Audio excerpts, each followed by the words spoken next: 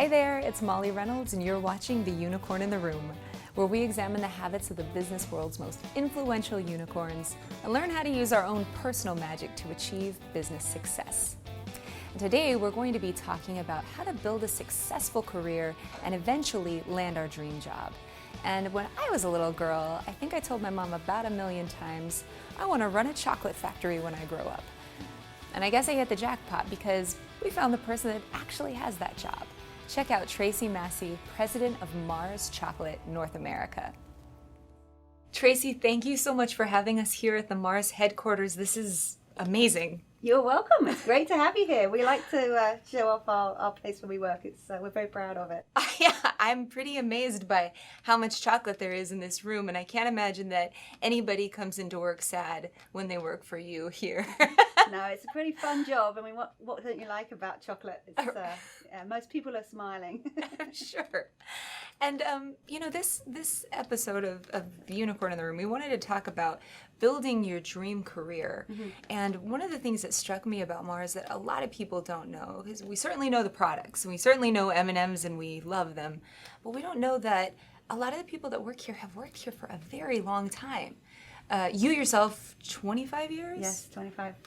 25 years. I want to date myself, but yeah, 25 years. Okay. So, as some of your employees, they just want to stay here, but they might want to try a different job.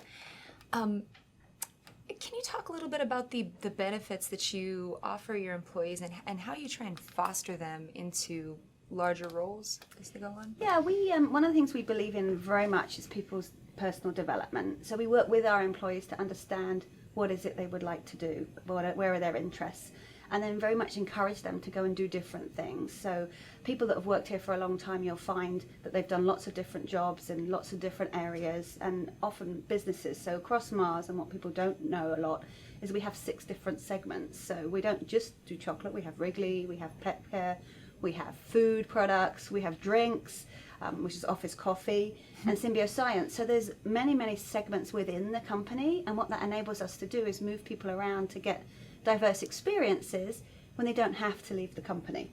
Mm-hmm. So that's really the benefit. That's what I've done myself, 25 years here. I've worked in 5 different functions, 4 different cities, 2 different countries.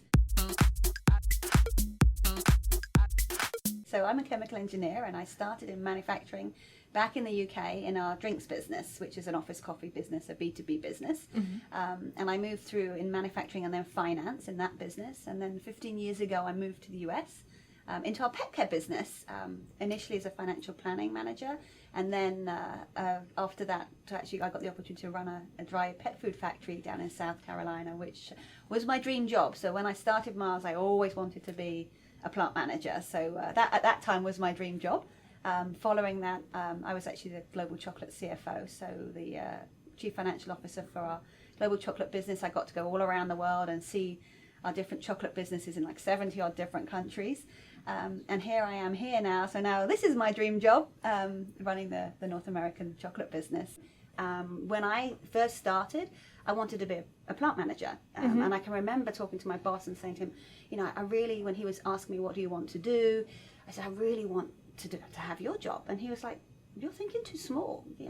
I employed you because I thought I would like to be your boss one day. Oh no, I would like to work for you one day. What a cool thing to hear. Yeah, which is great. And it actually it makes you think, well, hey, I could do more than I thought I could do. So it really stretches your thinking about what you can achieve. Mm-hmm. Mars is always doing that, pushing people to do more than they even think that they could do. That's amazing.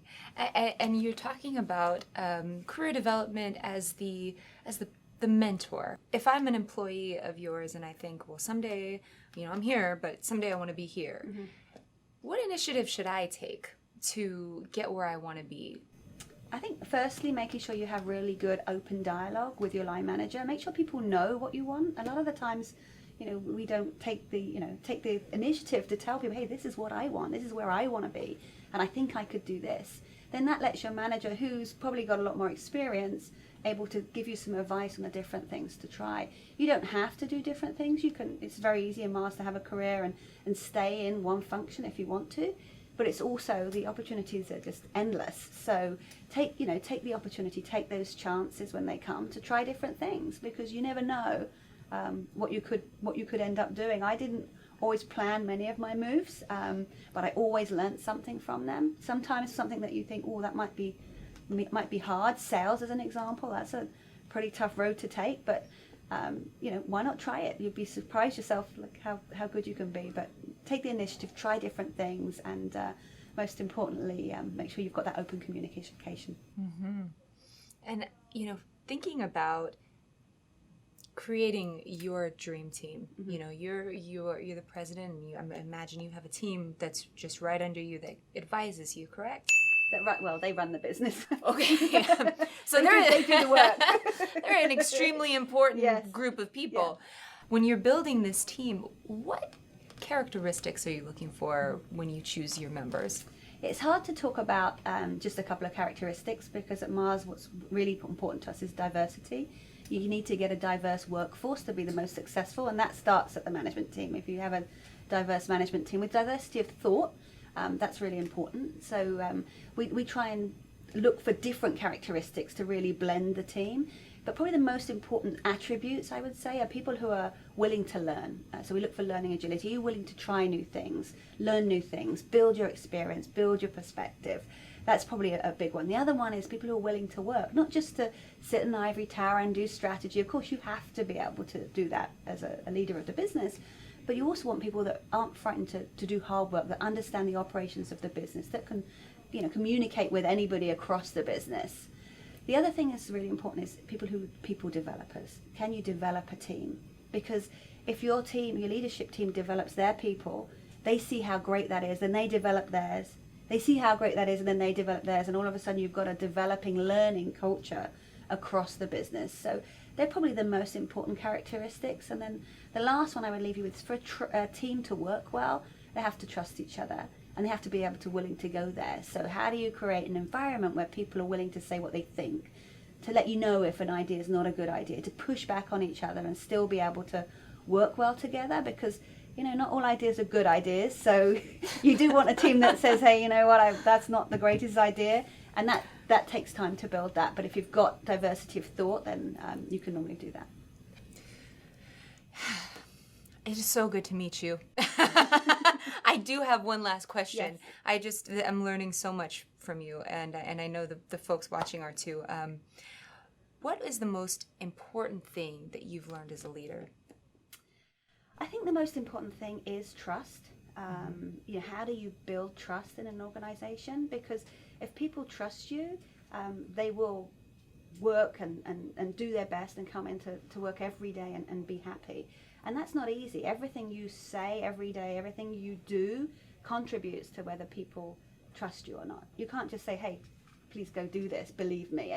It doesn't work. People need to believe in you, and they need to trust you. And that takes years, and it takes having really good people developers in the organization to build that trust and loyalty. And if you've got trust, people will take risks, they feel safe, and you'll just get better business results. So that's probably the most important thing. Trust. Yes, and trust takes time. Trust takes You can't time. hurry love. No, you just got to wait. Like Diana Ross said. So nice meeting you. Thank you so much, You're Tracy. welcome. So, if I could take anything away from that wonderful talk that we had with Tracy, aside from this delicious bag of M&Ms, it would be that in order to grow a successful career, you can't be afraid to take risks. You also need to keep an open dialogue with your mentors about what it is that you want. And lastly, you gotta try new things. For more unicornial tips, please visit our website, theunicornintheroom.com, or subscribe to our channel. Thanks for watching.